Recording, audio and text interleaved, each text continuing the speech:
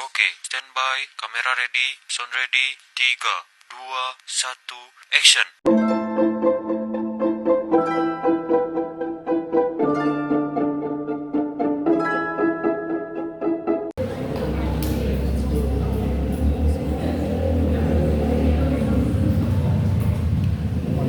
Assalamualaikum warahmatullahi wabarakatuh.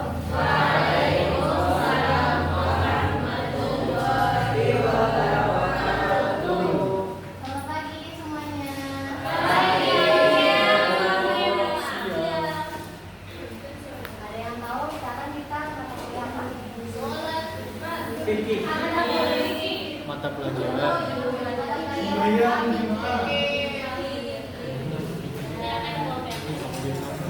Oke, jadi sebelum kita memasuki pembelajaran, mari kita membaca doa bersama.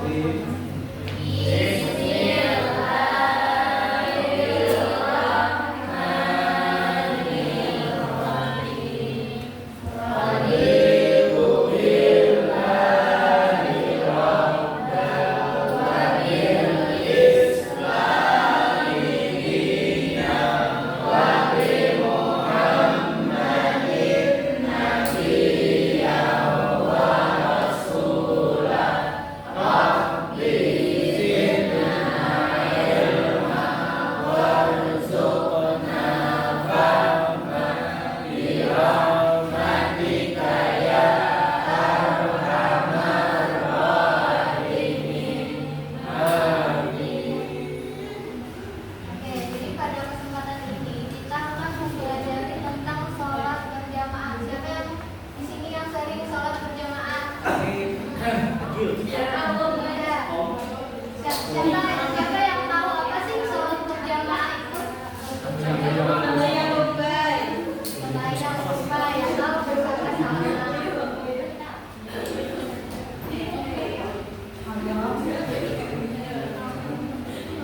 Oke, jadi secara bahasa jamaah itu berarti bersama-sama, seperti apa yang ada di tadi, sholat bersama-sama atau berkelompok. Secara istilah, sholat berjamaah adalah sholat yang dilaksanakan oleh dua orang atau lebih. Kalau satu orang berjamaah lah, tidak. Kalau tiga, pintar. Jumlah paling sedikit dalam pelaksanaan sholat berjamaah adalah dua orang, yaitu satu imam dan makmum. Kalau imamnya dua boleh lah? Tapi kalau makmumnya dua?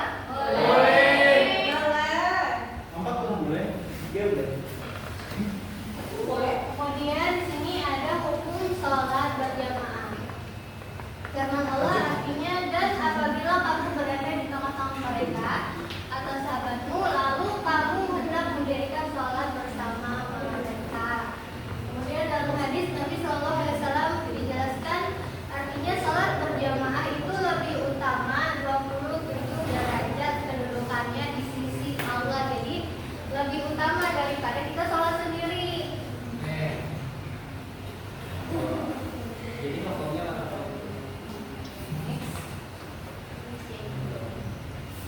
Kemudian dilanjutkan oleh teman kami.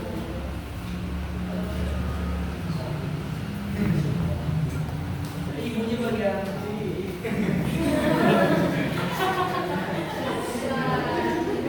Jadi setelah mengetahui pengertian dan juga hukum sholat berjamaah, jadi kita di sini akan belajar tentang syarat sahnya imam. Nah, jadi untuk menjadi imam itu ada dua syarat-syaratnya.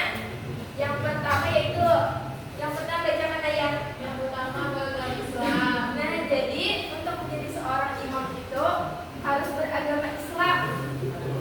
Yang kedua yaitu sama. Ya, jadi seorang imam itu harus beragama Islam dan tidak gila. Yang ketiga yaitu mumayyiz, artinya sudah mampu membedakan baik dan buruk. Nah, misalkan ada kanak-kanak di umur 10 tahun, ini itu sudah tahu mana yang baik, mana yang buruk, maka bisa dikatakan mumayyiz. Sedangkan misalkan ada orang tua tapi ini itu pada tahu mana yang baik dan mana yang buruk. Nah, itu tidak dapat dikatakan mumayyiz. Jadi mumayyiz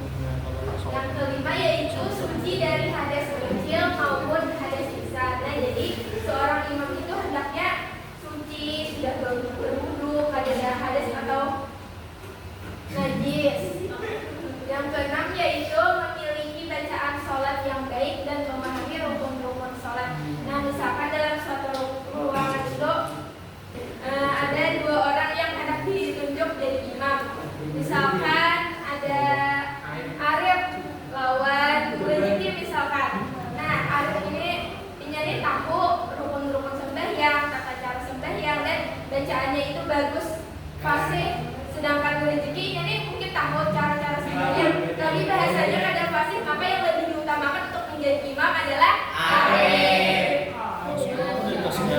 Yang ketujuh yaitu tidak sedang menjadi makmum ketika memimpin sholat. Nah, jadi seorang imam itu hendaknya menjadi imam kada sedang menjadi makmum, tapi dikecualikan makmum masuk. Misalkan ada imam sembahyang, habis itu datang makmum masuk. Pas imam itu salah, makmum masuk tadi kan berdiri. Nah, habis itu ada makmum masuk lain ini hendak berimam lawan si makmum masuk yang pertama tadi, ditepuknya bahu sini. Jadi seseorang tadi tahu bahwa menggantikannya ini untuk menjadi seorang imam. Nah, itu tuh boleh. Selanjutnya yaitu syarat sahnya menjadi makmum.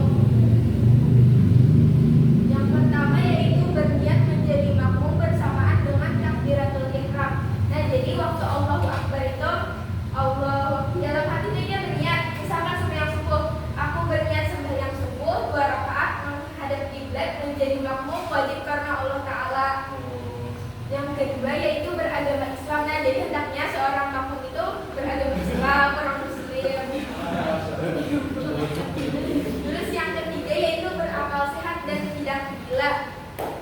Artinya makmum itu dalam keadaan sadarnya tuh tahu apa yang ia perbuat.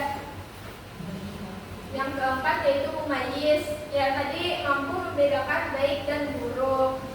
Yang kelima yaitu meyakini bahwa sholat imam itu sah menurut ketentuan yang diatasnya. Jadi seorang makmum itu hendaknya yakin bahwa imam yang diumpatinya ini sah sembahyangnya. Yang keenam yaitu tidak meyakini imam sedang melaksanakan salat qada. Ini tuh meyakini bahwa imam itu kadang mengqada sembahyang. Yang ketujuh yaitu posisi makmum tidak boleh lebih maju daripada imam. Nah, jadi makmum itu berada di belakang imam ya. Tapi kalau beginian dalam suatu ruangan itu beginian bertaat, misalkan bertiga, jadi imamnya itu berada di tengah. Sedangkan misalnya ini berdua aja, saya hitung yang menjadi imam, imamnya di sebelah kiri. Lalu dapat mengikuti dan mengetahui gerakan imam baik secara langsung maupun melalui perantara atau mubalik. Jadi makmum itu mengetahui gerakan-gerakan imam. Yang terakhir yaitu mengikuti imam dalam seluruh gerakan sholat dari awal hingga akhir pelaksanaan sholat berjamaah. Jadi makmum itu mengumpati gerakan imam, jangan berdahulu daripada imam. Oke, selanjutnya itu ada tata cara sholat berjamaah yang akan disampaikan oleh Ibu Hana.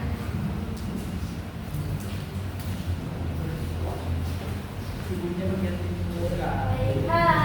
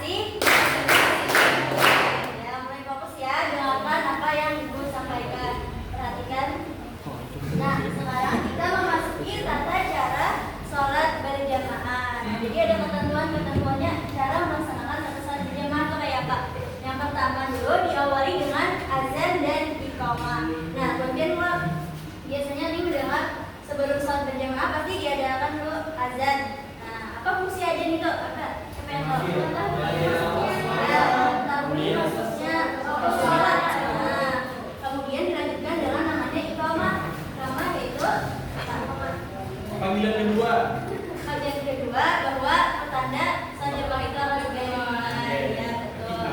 Nah, kemudian yang kedua, pada barisan salat atau saf di belakang imam diisi oleh jemaah laki-laki. Jadi imam dulu, jemaah laki-laki, hanya jemaah perempuannya di belakang. Nah, coba bagian perhatikan, adalah makmumnya yang di muka imam. Beda ya, Pak. Jadi harus diluruskan safnya, dirapatkan, rapikan supaya tidak tertib. Yang ketiga, membaca niat sholat sebagai imam asal makmum. Jadi misalkan bagian menjadi makmum, niatnya juga menjadi makmum di dalam hati. Kalau bagian jadi imam, niatnya juga sesuai kan kalau niat menjadi imam. Yang kedua-duanya apa? Ada apa duanya? Yang keempat yaitu makmum harus mengikuti gerakan imam. Nah jadi kada boleh makmum itu berdiri dulu. Misalnya nih, kita sebagai makmum berdiri dulu, kada boleh. Jadi harus diikuti imamnya. Kita imamnya berdiri, kita berdiri dulu. Yang kelima yaitu imam dan makmum berada dalam satu masjid atau tempat yang sama. Jadi kada boleh punya jauhan, harus dalam satu ruangan yang sama di masjid, di tangga atau di rumah. Nah, bersama-sama mengerjakannya di tempat yang sama. Yang keenam, di dalam melaksanakan salat berjamaah, seorang imam membaca bacaan salat. Ada yang menyaring atau jahat, ada yang samar atau usia diberikan. Biasanya kita sholat subuh, maghrib, isya itu membaca Fatihah, lawan surah pendeknya itu nyaring suaranya imamnya bersuara. Lawannya sumber yang zuhur, lawan asar, imamnya kadang membaca surahnya yang nyaring, lawan surah pendeknya surah Fatihah. Nah, jadi itu tadi tata cara salat berjamaah. Nah, kita sudah mengetahui tata cara salat berjamaah. Jadi ibu di sini ingin kita mempraktekkan atau bermain role play atau bermain peran. Jadi ada yang menjadi makmum, ada yang menjadi imam. Suruh bagian murid laki-lakinya yang mempraktekkan sholat subuh aja 2 rakaat berjamaah. Ya, silakan berdiri rakyatnya.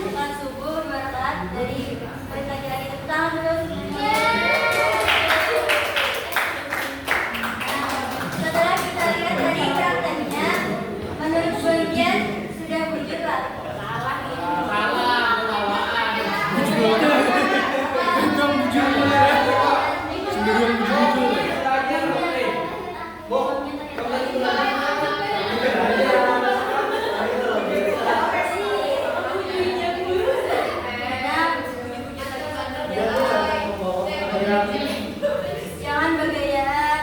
Salat boleh lah bergayaan. Ada boleh bergayaan. Yang tadi kan kalau gerakan imam sholat, imamnya aja tertawa. Kalau jadi